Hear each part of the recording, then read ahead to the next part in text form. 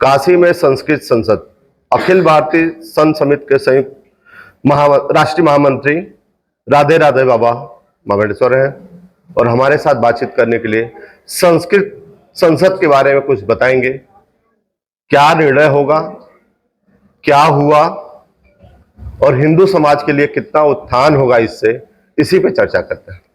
महाराज जी, हमारे चैनल पर आपका स्वागत है। बहुत बहुत धन्यवाद। और इस संस्कृत संसद से क्या संदेश देना चाहते हैं?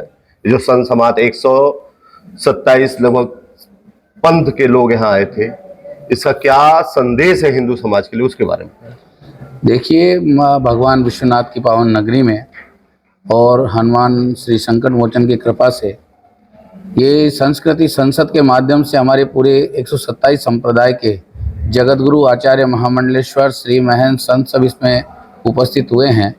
और इसके माध्यम से एक तो जो सनातन को विक्षिप्त करने का जो लोग कार्य कर रहे हैं उसको मुंह तोड़ जवाब देने के लिए ये संस्कृति संसद बुलाई गई है।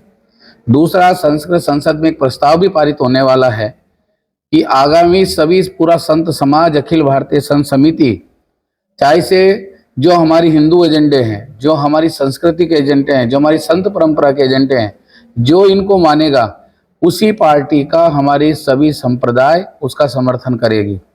आज भगवान श्री राम जहाँ पर भव्य मंदिर बना उसमें रामलला विराजमान है, तो जो हमारे हिंदू संस्कृति लोग कहते हैं कि भाजपा के, हम लोग भाजपा का सपोर्ट करते हैं क्योंकि भाजपा ही हमारे जितने धार्मिक एजेंडे हैं उसका पालन कराती है और भाजपा इसीलिए राम की संस्कृति को मानने वाली पार्टी है।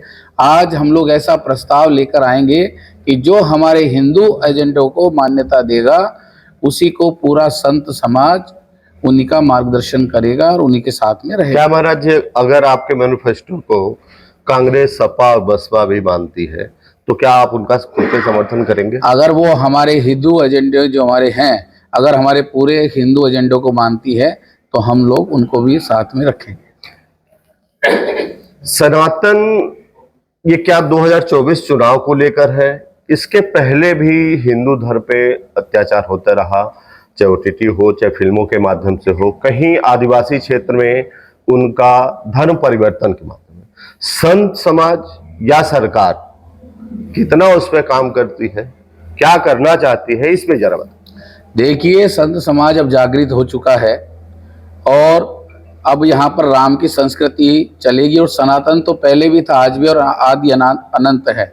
सनातन को कभी कोई खत्म नहीं कर सकता है और सरकार भी साथ में ही ऐसा कानून, कठोर कानून भी भारतीय सरकार ने बनाया है जो हमारे यहाँ पर मिशनरियों के माध्यम से धर्म को परिवर्तन करने का कार्य कर रहे हैं, उनको कठोर दंड दिया जाएगा। और भारतीय संत समाज अब एकजुट है, जो सनातन को मिटाने की बात करेगा, जो वैदिक सनातन धर्म को मिटाने की बात करेगा, वो खुद ही मिट जाएगा।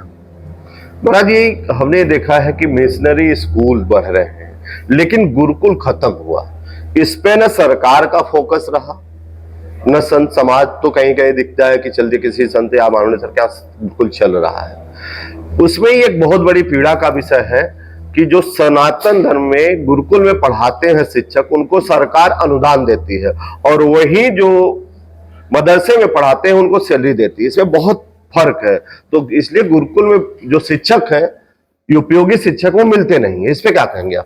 नहीं, ऐसा नहीं है, आपको शायद इसकी जानकारी पूरी नहीं है। हमारी जो वैदिक सनातन को मानने वाली जो सरकारें हैं, हमारे यहाँ संस्कृत के स्कूल हैं, विद्यालय हैं, जिनमें पहले एक शून्य मात्र का अनुदान मिलता था और अध्यापकों को तनख्वाह मिलती थी, लेकिन आजकल कम से कम 20 से 25 हजार रुपये महीने की उनको तनख्वाह भी दी जाती है। छात्रों को जो संस्कृत पढ़ते हैं नहीं दी जाती महाराज, वो अनुदान नहीं, आपको जानकारी नहीं है। मैं बताता हूँ आपको। हमारे जैसे यहाँ पर उज्जैन में ही हमारे वहाँ पर वैदिक विश्वविद्यालय है, हमारे मध्य प्रदेश का बोर्ड है, तो जो वहाँ के आचार्य रहते हैं उनको उनका मासिक वेतन दिया जाता है और जो वहाँ पर बच्चे पढ़ते हैं, जो गुरुकुल में अध्ययन करते हैं, उनको उनके भोजन के 2000 रुपये का अनुदान और उनकी छात्रवृत्ति के और खर्चों के लिए 1000 रुपये, ऐसा 3000 रुपये अलग से उनको प्रति महीना दिया जाता है। यही डिफरेंस हमारे कहने मतलब कि हमारे शिक्षक को अनुदान आता है और उनको सैलरी आती है। जो वैदिक पढ़ाने के लिए टीचर है वो कहीं दूसरी विधा में या कर्म कांड की तरफ अग्रसर हो रहे हैं, गुरुकुल में पढ़ाने के लिए वो अग्रसर नहीं हो रहे हैं। अब धीरे धीरे देखो सनातन धर्म जागृत हुआ। पिछले की जो सरकारें रही 70 वर्ष तक, उन्होंने इस तरफ ध्यान नहीं दिया, और पृथ्वीराज चौहान के बाद में 800 वर्ष बाद एक हिंदू शासक इस देश की गद्दी पर बैठा है। आने वाले समय में आपको और अच्छा इसका रिजल्ट देखने को मिलेगा। जो भारत मातापन कहते हैं, जो वैदिक या संस्कृत भाषा को देव भाषा कहते हैं, उसका प्रारूप बड़े साकार रूप में आपको देखने का मिलेगा।